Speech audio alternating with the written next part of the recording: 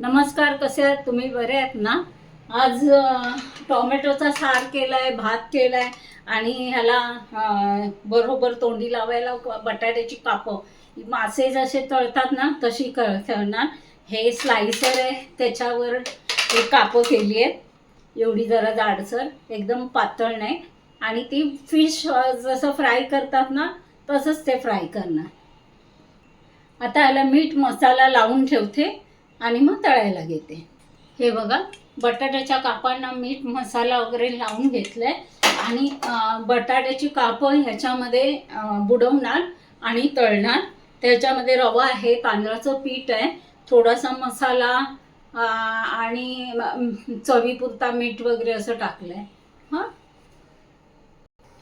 हे बघा, तेल घालून घेतलंय. आता ह्या तेलामध्ये ह्याला रवा तो मसाला लावून घेतलाय आणि आता हे तेलात तळायला ठेवणार.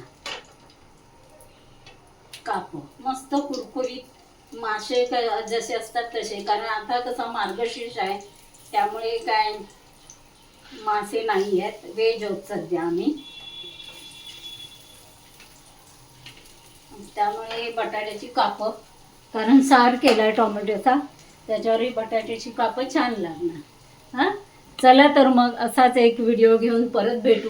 तोपर्यंत नमस्कार. हां, चला मग. तुम्हाला माझा व्हिडिओ आवडत असेल तर नक्की लाईक करा, सबस्क्राईब करा, कमेंट करा. परत एक छोटा व्हिडिओ घेऊन परत भेटते. तोपर्यंत नमस्कार.